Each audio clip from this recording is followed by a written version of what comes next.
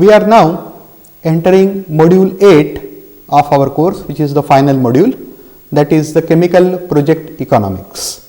In this lecture, we shall get an introduction to an extremely interesting topic of the economics of a chemical project. Chemical projects have a special status in the sustainable development of our country, because our society, we need chemicals in our day-to-day life in several forms, such as dyes, soaps, detergent, cosmetics, food preservative, pharmaceutical, fertilizer, the fuels that run our cars and vehicles, two-wheelers, various metals that are there in our house, okay, synthetic fibers, the textile that we wear, plastics, paints. We cannot imagine our life without chemicals. How do chemical plants differ from the other process plants that are there? Chemical plants deal with physico-chemical transformation a substance into or a raw material into value-added product with input from various other resources such as manpower, energy, water, space and money. As we have seen in the module of flowsheet synthesis, the entire chemical manufacturing process is a combination of various unit processes and unit operations that are connected to each other. For instance, in case of a refinery, the crude oil is first distilled to separate various fractions such as the liquefied petroleum gas, that is hydrocarbons from C1 to C4, those carbons containing 1 to 4 carbon atoms, then the naphtha C5 to C10, then the gasoline which is C5 to C12, then kerosene which is in the same range, then high speed diesel, and then this operation is carried out by a series of distillation column. So distillation is a major unit operation of the refinery industry. However, further in a petrochemical plant, the raw materials are different. For example, benzene is a major feedstock of petrochemicals. So how a major route to benzene is the reforming of naphtha, steam reforming of naphtha. Now in that process, naphtha is converted into aromatics, benzene, toluene and xylene, with aromatization as a unit process, and then there is separation of these aromatics, like benzene, toluene are easily separated, but separation of the xylene isomers is difficult. So the orthoxylene comes out first, and then there is the isomerization of meta to para, and then para-xylene becomes a feedstock for terephthalic acid. Now chemical projects differ from other projects such as automobile manufacturing project, hydropower generation project, highway construction, dam, so on and so forth, because these projects transfer one substance into totally different substance. For example, the natural gas methane is converted into methanol in case of a methanol plant. Of course, there is an intermediate step of steam reforming of methane to generate the synthesis gas, hydrogen plus carbon monoxide, and that is contacted over a suitable catalyst to give methanol. Okay. So this kind of thing is very unique to chemical industry. If you draw a simple flow sheet of chemical project, as we have seen in the flow sheet synthesis module, a chemical project has several inputs.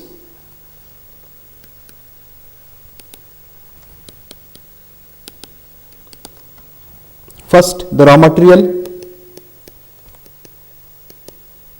then utilities,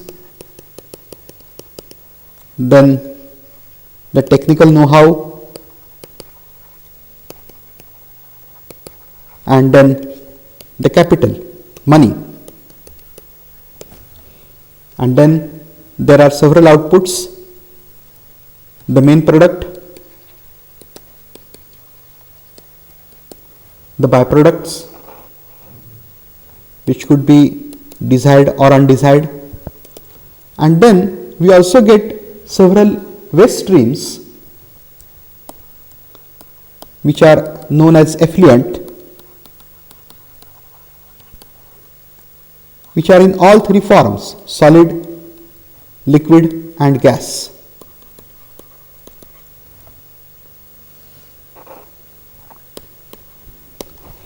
The products and co-products are useful for the growth. However, effluents have negative impact on a society. Okay? Therefore, the chemical project involves the technical aspects of producing a product from the preferred raw material selectively and efficiently. So, we would essentially like to go for a zero discharge process in which there are no effluents. All of the raw material is converted into some product or byproduct. Toxic and explosive nature of many chemicals can cause several harm, can cause several accidents and loss of life and wealth. Therefore, we would like to avoid the effluents as much as possible. So, that could be the major target or the major objective of design of a chemical project. It is not just about converting one material into another material, but as efficiently and as economically as possible. Okay. Chemical plants often require large quantities of water, so they cause burden on the society in which they are established. Chemical plants often require large quantities of water, and then they also require electricity. Water is required both in production process as well as utilities like steam and cooling water. The water that is rejected from the chemical plant becomes the aqueous effluent stream. It may contain biodegradable or non-biodegradable complex molecules. Therefore, we have to go for the waste treatment. If the waste streams are not treated properly to meet the stipulated local discharge standard, they can cause considerable damage to the environment and also to the social, and cause several social and economic problems downstream of the plant. So, we would like to avoid all these aspects while designing a chemical project. The gaseous emissions into atmosphere can cause devastating effect on human health, okay, as well as the plant and animal life. So, we have to see to it that the gaseous emissions are below the prescribed limits. Environmental related issues associated with chemical projects are assuming tremendous cost and credibility dimensions as time progresses due to stricter emission standards pertaining to gaseous, liquid and solid pollutants to have a quality of life. Chemical plants many times handle or generate flammable explosive materials, sometimes as fuel, sometimes as plant chemical.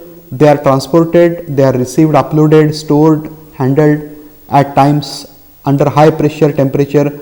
So, in any of the processes, okay, leakage can occur which can cause tremendous damage, like the Bhopal gas tragedy is a very vivid example of such, or the scale of damage when proper handling and storage is not taken care of. The scope of a chemical project is extended from earlier like only chemical project to even power project based on liquefied natural gas. So, we have large reserves of this natural gas in the northeastern region. Okay, safety related issues arising out of huge shipment and storage of LNG might necessitate large allocation of areas for project and relocation of the villages. So, acquisition of land, rehabilitation of the people is another major issue associated with any project. So, chemical projects are no exception to these. So, these aspects give a total different dimension of safety, health and environment issues, what is known as SHE issues: safety, health and environment.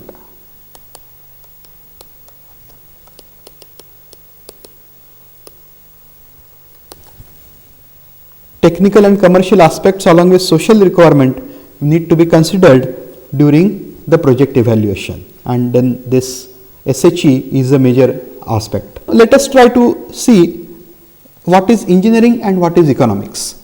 So far you have had courses in core chemical engineering such as mass transfer, heat transfer. In this course we are trying to couple a completely different subject to engineering, that is economics.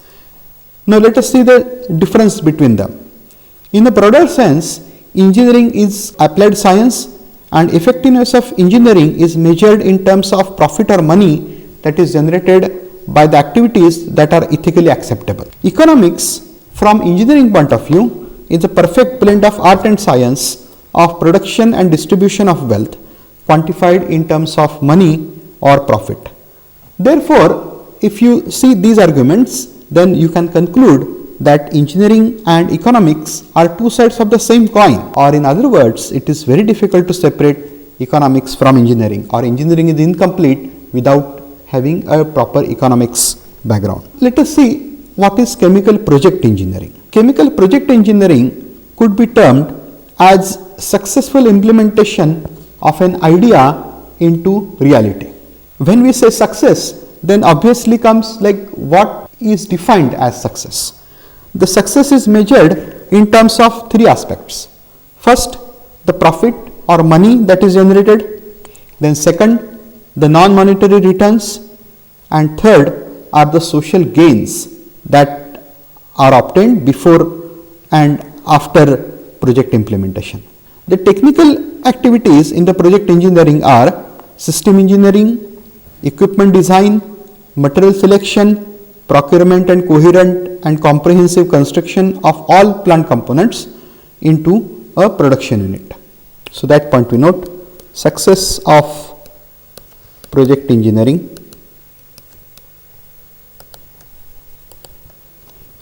is metered not only on the profit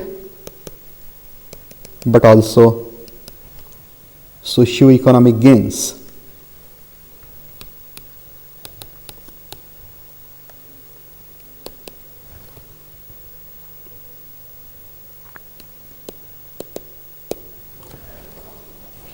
Engineering of a chemical project is a coordinated combination of technical and non-technical activities. Now the technical activities we have already seen. Now the non-technical issues include obtaining all the statutory clearances required for from various authorities such as the Pollution Control Board, the State Electricity Board, the procurement of land and plot, and finally the timely arrangement of the required finance to implement the project.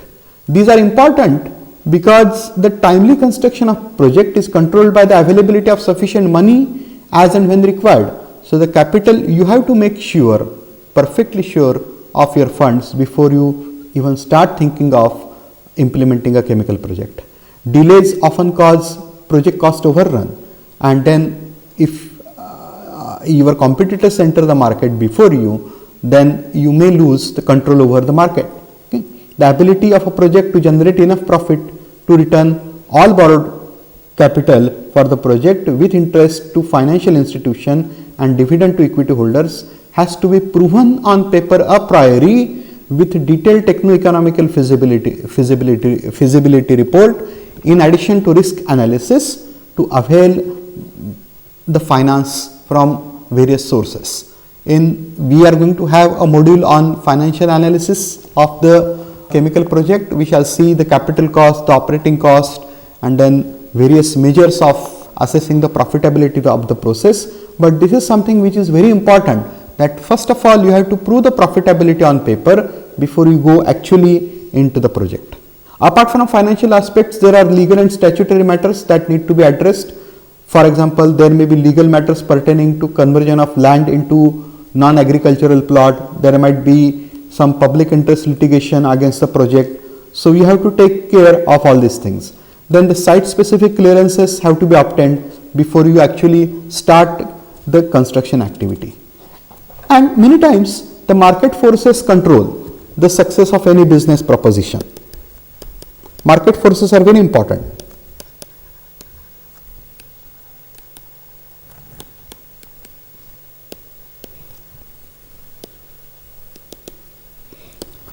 Very often market has to be developed, as in case of specialty products such as detergent and toiletries, cosmetics, etc.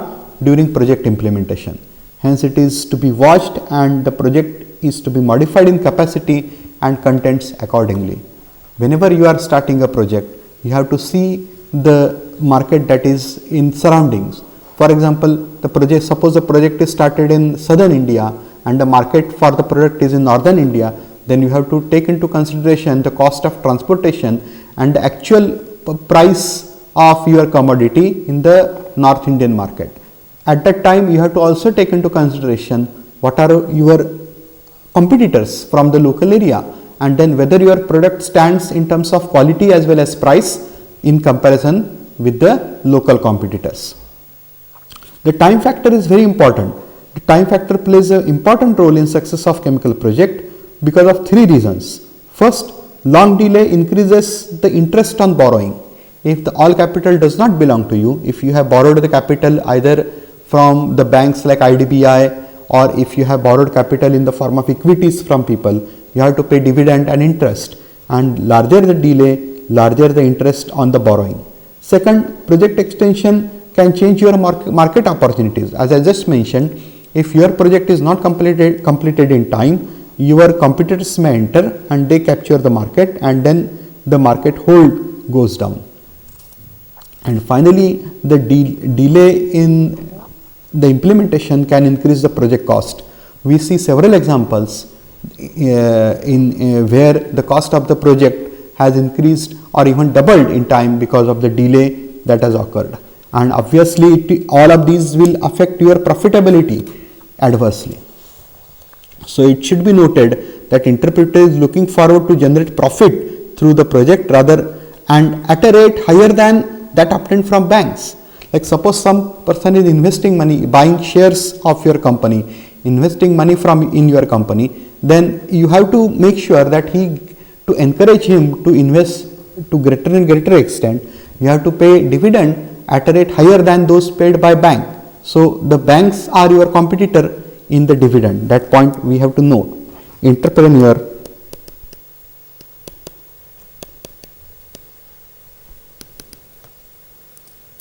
expects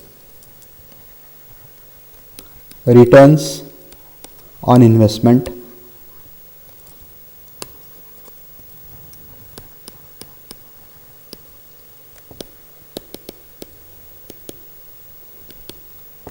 at higher rate than given by banks.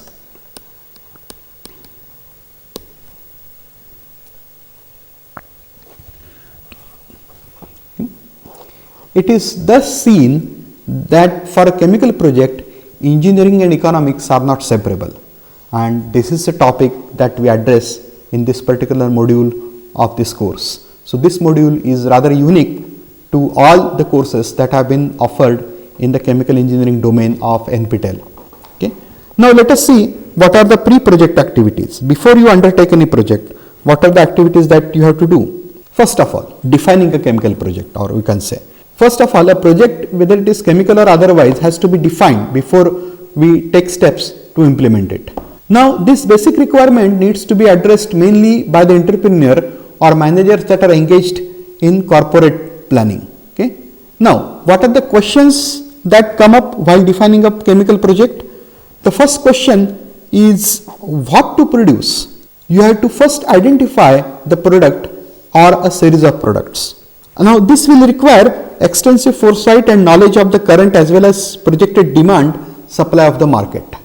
Remember that it takes some time to build a particular plant. Let us say 3 to 5 years. So when you decide to produce a particular product, you don't have to consider the current demand and supply, but a projected demand and supply after 3 years or 5 years when your plant will be operational. Okay?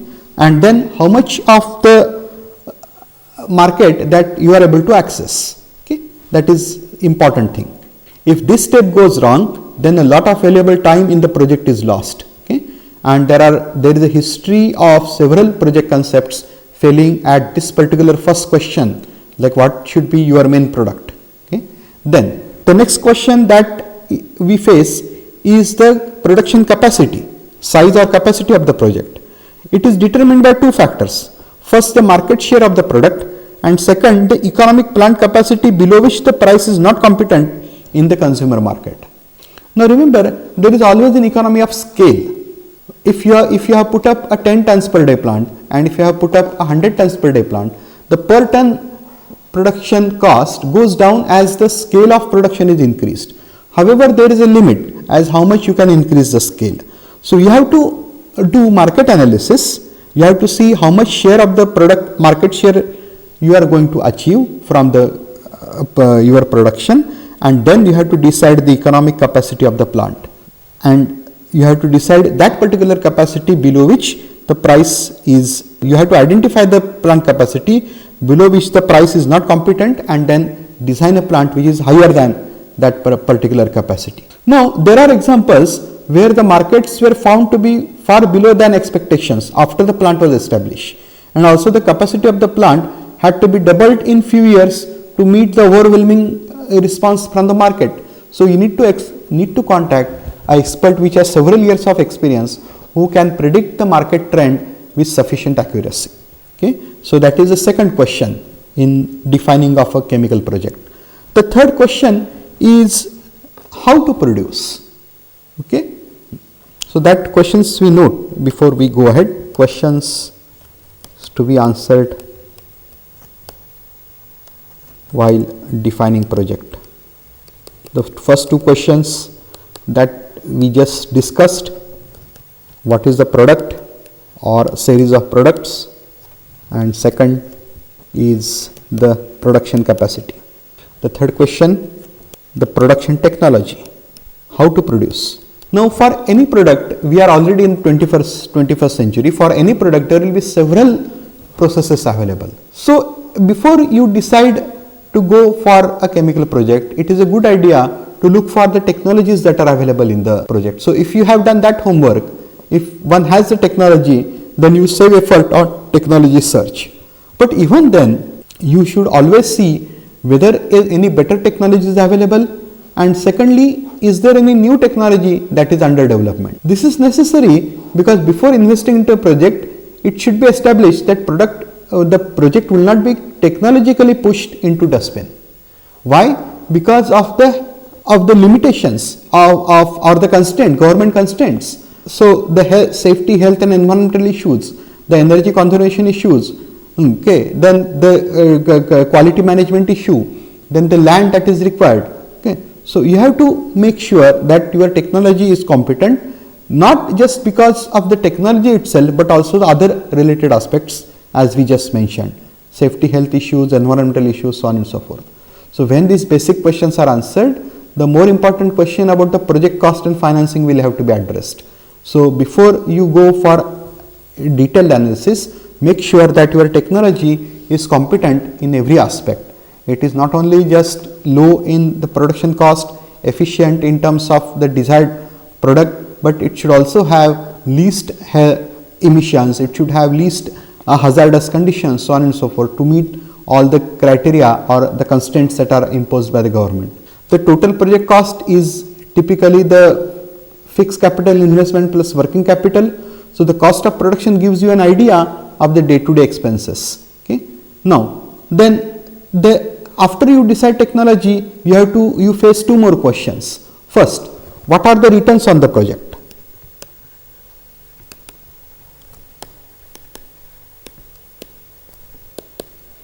What is the raw material that you are going to use, and what is the cost of the product that you produce? So that difference gives you the value addition.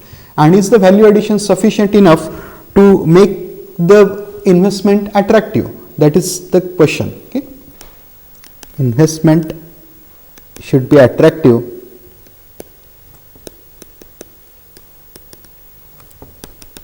in comparison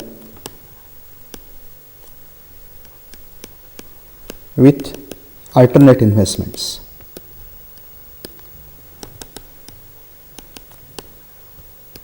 As I just mentioned, that if you have to attract an investor for buying shares of your company, you have to promise him dividend at a significantly higher rate than those offered by the nationalized banks or even the cooperative banks.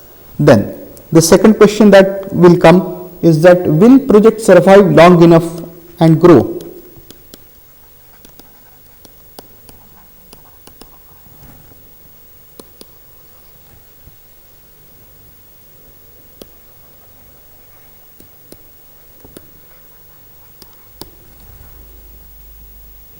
Now this question is very tricky. Very obviously, the returns on projects are possible only if there is sufficient market for your product. Okay? And then your product has to withstand the competition from other manufacturers. Okay? The market will allow growth in demand, which can be best met by expansion of the plant capacity. what is the optimum capacity? The optimum capacity as will be determined the market forces.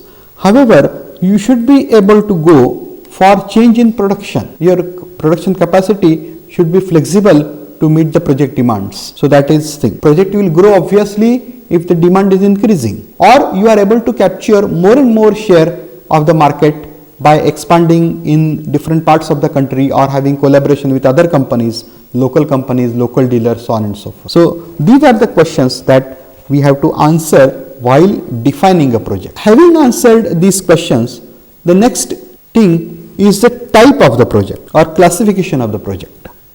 The chemical projects are broadly classified as either the grassroots project or add-on project. What is a grassroots project? Grassroots project is a plant designed from scratch, a plant constructed from zero level and almost on a barren land, starting from land procurement and site development, is referred to as the greenfield or grassroots plant. So there are several examples of it. Gas cracker complex at IPCL in Nagothane. Okay, it was built on the land that was partly agricultural and partly hilly and barren, and then you have to see to it that it gets a proper feedstock from various sources. Then you have to go for infrastructure development, water, you have to make sure of water, power availability, housing and educational facilities for your personnel. However, every greenfield project may not necessarily include the development of the entire infrastructure. Therefore, you can at the start of the plant, you can postpone some of these activities in the later period of the project. Okay? So that is the grassroots project. The second type of project is what is known as the add-on project. Now these projects are built within existing complex. Okay? An example of it is a small plant for recovery of a valuable product from waste stream of an existing plant. Okay?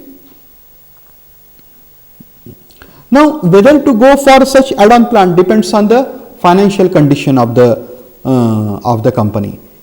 Okay, if company has sufficient financial reserve to go into new venture, then all of these projects fall into the category of add-on projects. Okay, so that is it.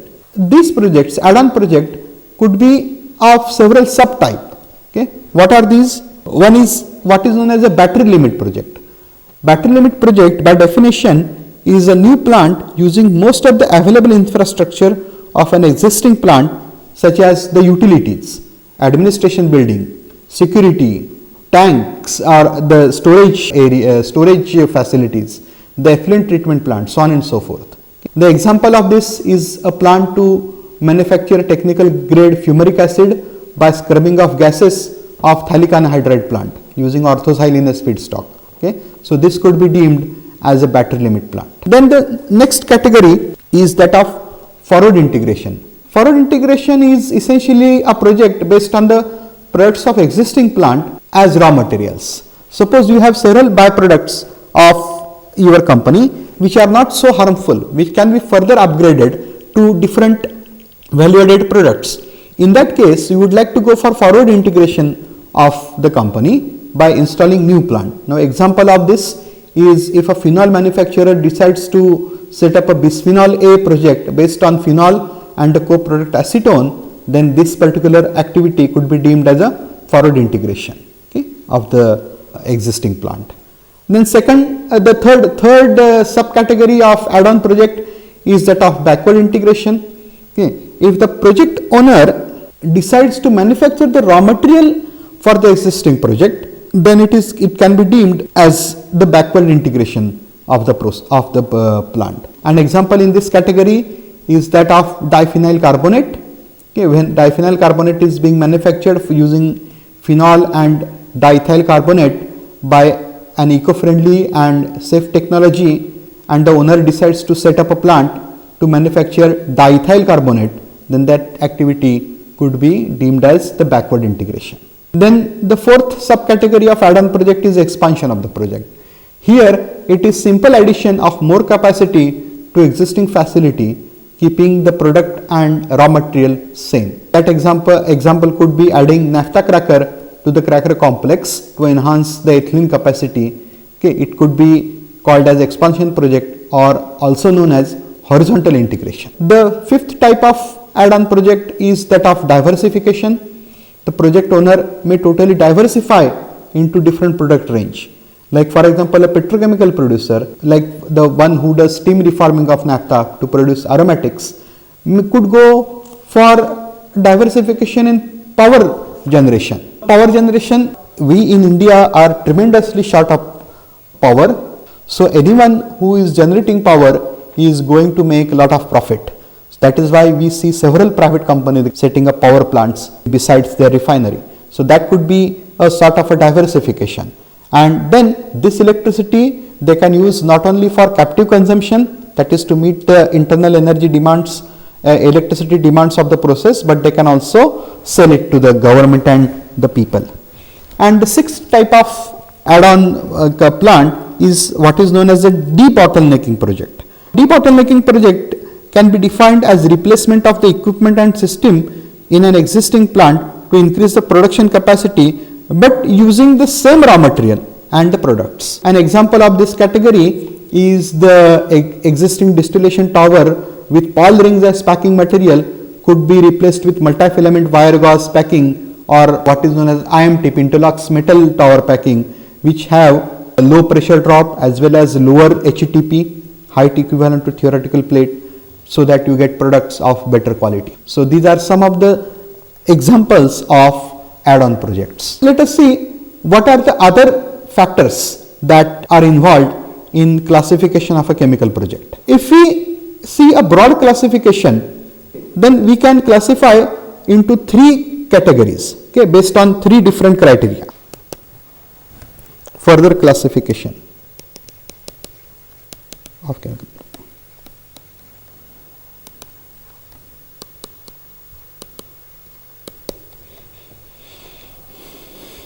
First, classification,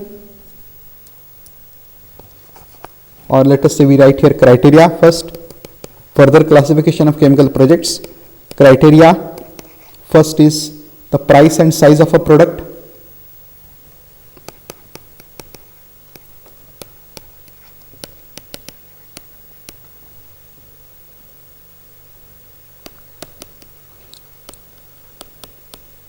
Now here products are classified as either basic chemical,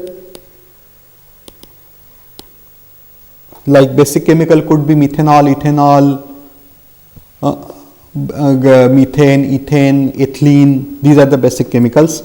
Then the commodity chemical,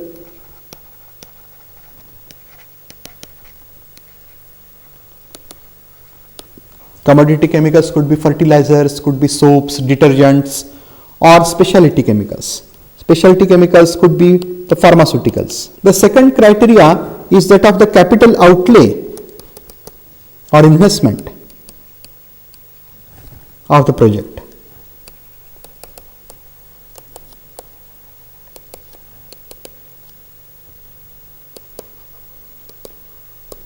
Here there are three categories. First is a mega project involving thousands of crores, then medium size, maybe few hundred crore, and a small scale project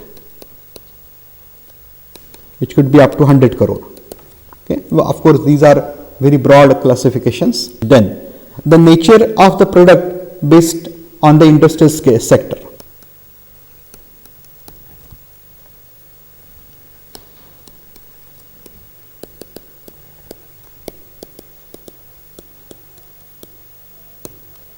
Says fertilizer or pharmaceutical.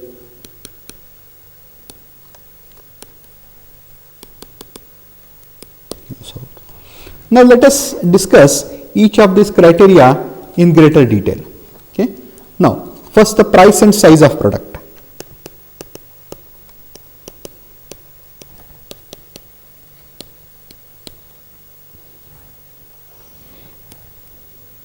As I just mentioned, the basic chemicals are the building blocks of chemical industry, and these are consumed in large quantities and by themselves, and they do not have any direct consumer application. Okay. However, they still control the end market.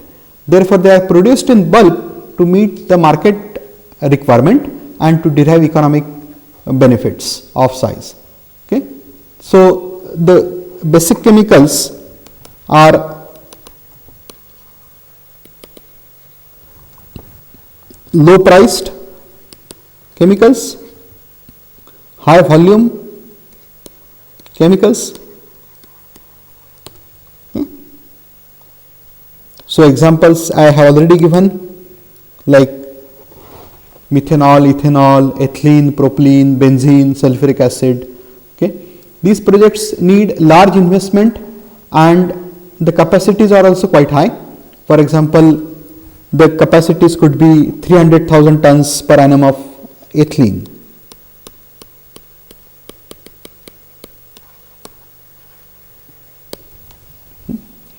Commodity chemicals are produced in quantities in similar range, but the production rate is typically less than 100,000 tons per annum. Okay. Now, as I said, these are commodity chemicals are basically fertilizers like urea or phenol or polyvinyl chloride, polymer or something like acetic acid. Okay. Now, these also have a direct or indirect impact on the market. Okay. Market forces govern their prices and therefore they have to have certain price range rather than a unique price. Specialty chemicals are high value chemicals and low volume. So that point we note.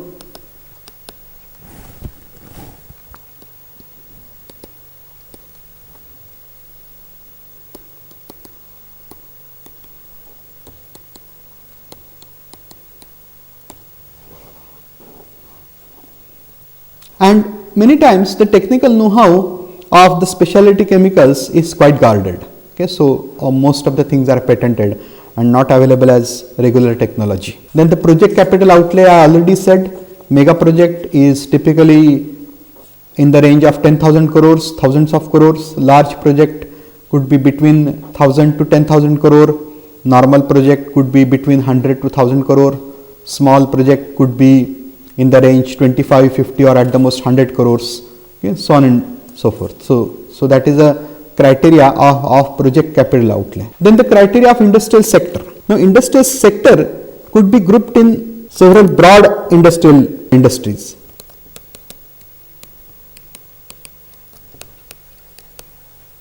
So you can group industry into several sectors. Okay, like for example, petroleum refining is one sector.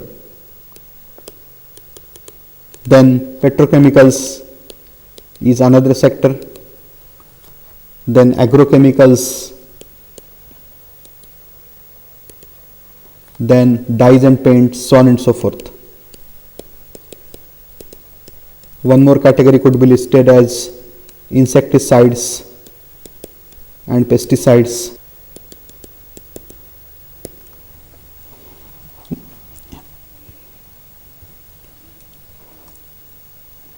Then next is the price of a particular product.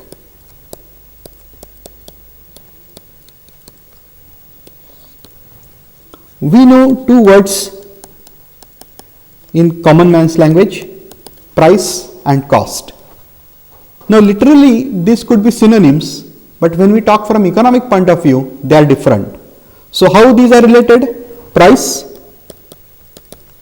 is essentially cost plus profit. Now, how do you decide the price of a product? Okay, purely on economic consideration. That can be done as price, which is the transfer price, is equal to beta, a constant, into the project cost plus the gross cost of production.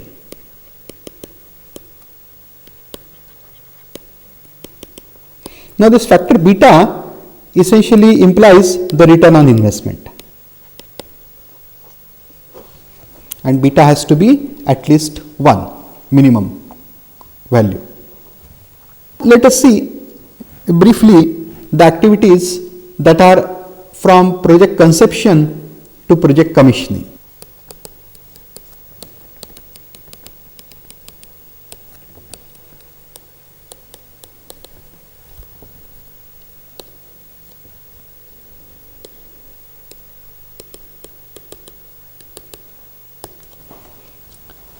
The project goes through various steps and sequences before it is fully implemented. Okay. Some of these take long time and almost go to and fro before it is confirmed, and the action mainly in terms of major commitment or expenditure is taken. So we shall try to see the different activities that are there. Okay. We only summarize. For greater discussion we will see in the next lectures. The milestone of project implementation. Some of the steps, as I said, in the project development will be taken by the owner of the project, while some may be outsourced to consultancy agencies and the project engineering companies. Okay. Now, all the know-how may not be available with the project owner. So, things like site survey, site assessment, this could be lent to this kind of jobs could be given to project engineering companies. Okay. Now, the first is project conception. Okay. Project can be conceived from business and market opportunities, new materials and technologies that are available, then consumer feedback, opportunities made available by global politics, or simply out of the statutory compulsions such as to treat the waste of an existing unit. Like an example of this category is the government policy of making petrol lead free. So instead of tetraethyl lead, the manufacture of ethyl tertiary butyl ether ETB started as the octane booster in the petrol. So that could be the seed for the project conception. Okay, such kind of policies. Then the second is the market potential. Okay. We have to consistently look for market potential. Okay. And it has to be established for the proposed product by way of quick desk study. This has to be supplemented later with more reliable field study when large expenses are to be incurred on the project. Then the technology search, this I have already mentioned that it is a good idea to do the homework of technology search before you decide to take up a project. But although you have an information available on the available technologies, you have to look for developing technologies or technologies that are recently or very newly implemented. Then the preliminary feasibility report. This report has to be prepared to aid the investment decision. It is found worth going ahead, then a detailed market potential based on the desk study as well as field study may be commissioned. Remember, doing market survey is no simple job. You have to contact experts, you have to pay them lot of fees. Therefore, before you go into that, you have to make sure, very sure, that your project is profitable and it is worth going for. So that will be done by the preliminary feasibility report. Then the detailed technology search and evaluation. Now, with help of competent project engineering companies, okay, you have to go for a detailed process or technology selection. Then you may have to sign MOU, memorandum of understanding, to be executed at this stage with the process know-how licensor, and you have to find a detailed engineering contractor.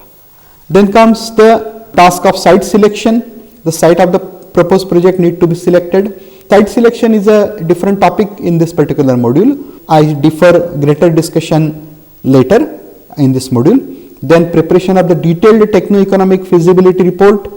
This results in what is known as the bankable document to obtain loan from financial institution. And then the statutory clearances.